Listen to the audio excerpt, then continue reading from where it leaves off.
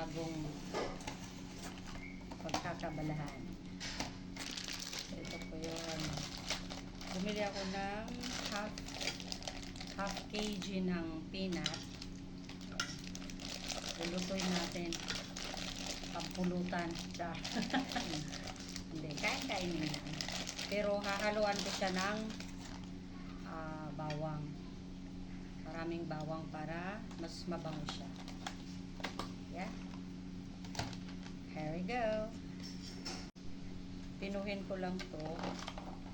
Hiwain ng maninipis para madali siyang maluto or crunchy siya.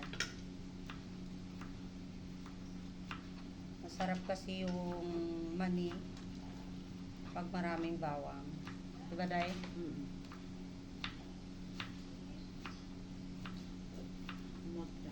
Humot kaayo. Og lami kaayo.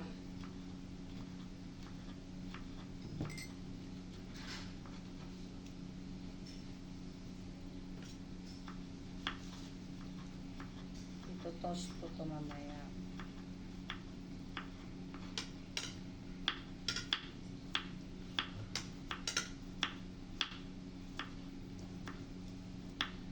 So, yung nakikita nyo ganyan siya. Madali siyang maluto. Tapos crunchy siya. Kaya mas gusto ko yung maraming bawang.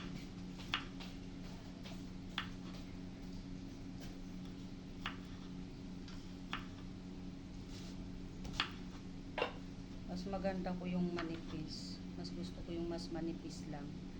Mga ganito. So, very, very thin siya. Yeah, see that?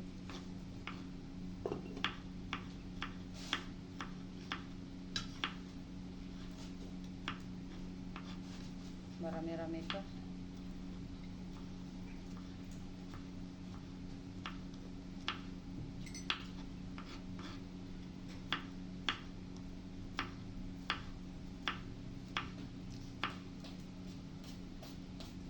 So, gusto ko talaga siyang ubusin. Para kada dakot ng mani, marami ang bawang.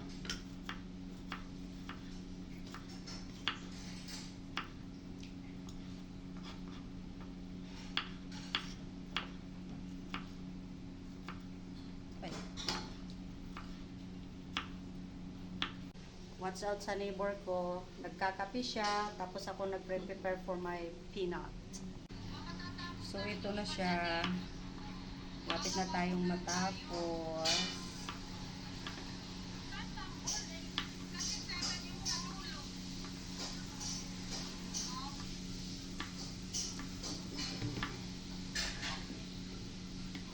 Salamat, Day.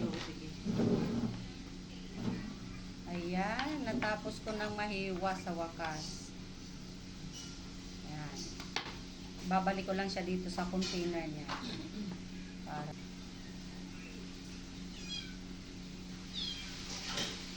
Ayan na siya.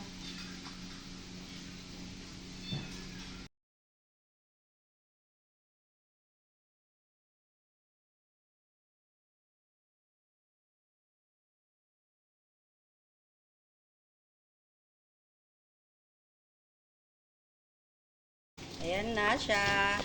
Prepare na natin yung kawali at ipa-fry ko muna yung garlic. Okay? Alright. Kunting init. Tapos lagyan ng mantika. Pinapainit ko lang yung mantika. Ayan. Tapos pag ano ka na nito, nag-fry ka ng garlic, kailangan sute-sute lang, wag mo siyang i-stop kasi para mapantay yung pag-brown niya. Okay? So, pwede na to kasi mainit na. Nakita kong umuusok-usok na. Halo-halo lang. Yan. Kasi pag di mo siya hinalo-halo, may nagdidikit-dikit kasi. So, hindi siya mapapantay.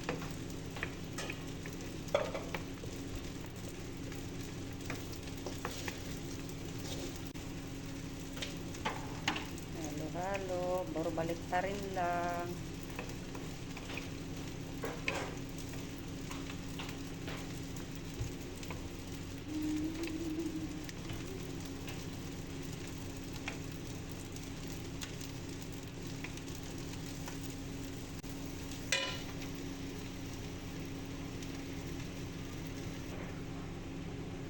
Ayan na siya.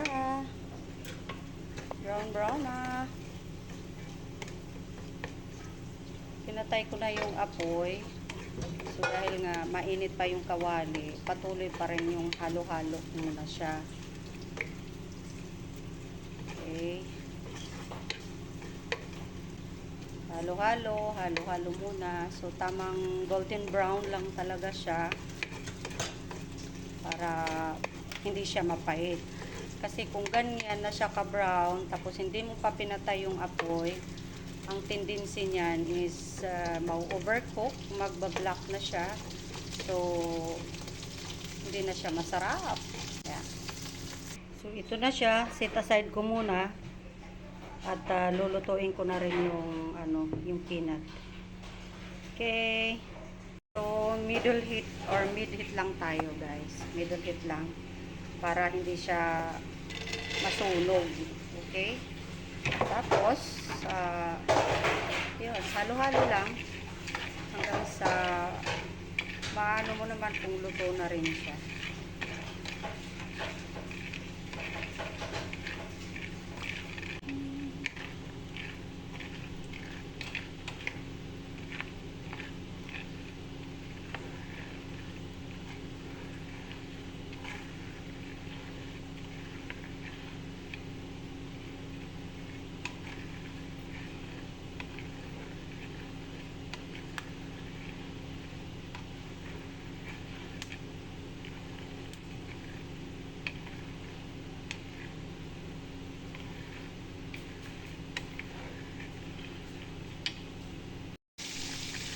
Yan. Mula-mula na siya.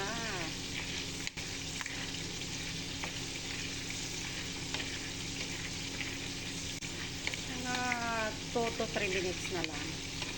Na hinay-hinay para masarap siya.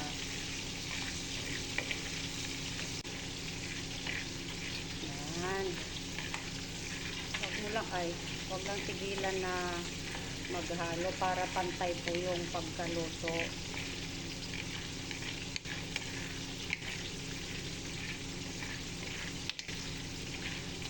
Yan.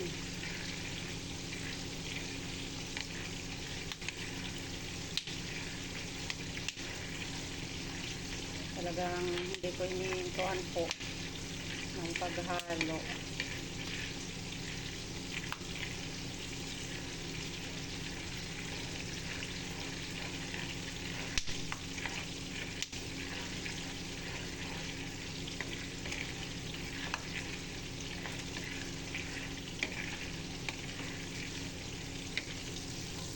So, ayan guys, pinatay ko na yung apoy.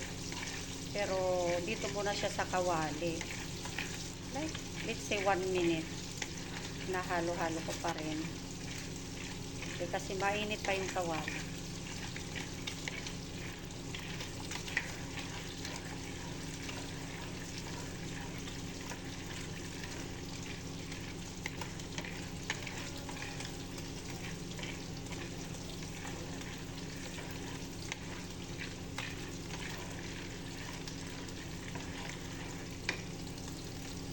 Okay na yan. Ready to kain na yan. So, ayan. Pabisan tayo, mainit. So, ito may hinanda po pala akong pan. May garapon. May jar. Para doon ko isasalin yung ating nilutong mani. So, ito na yung, fried garlic. And, ito na ang ating pinaka-special na mani. Yan. Gahalo, lalagyan ko na siya ng what do you call this one? Asin. So, Himalayan salt ang ginagamit ko all the time pag nagluluto ako. Alright. So, hindi naman karamihan siguro.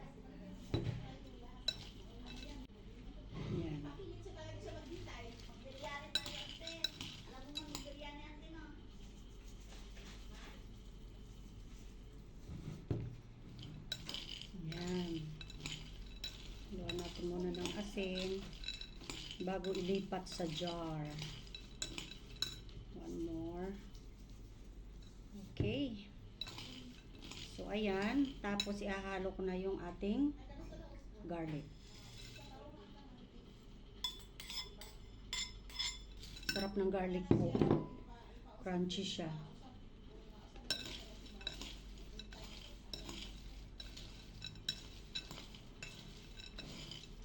Ayan. Daming bawang. Yalap-yalap. Ayan. Okay. Ayan na. Salin ko na sa jar. Ay, ang tigas. Okay. Malinis na to. Salin ko sa jar.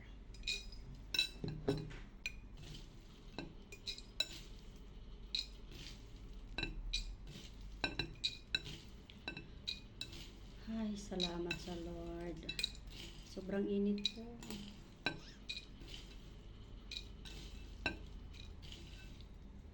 Ano pa lang ngayon?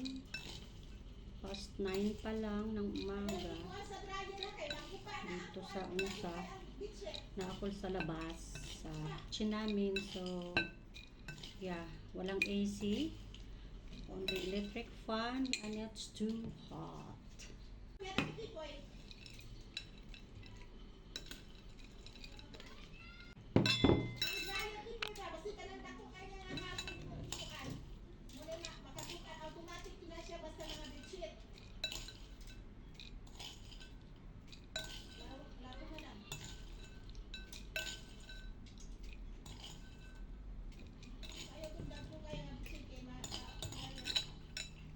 So,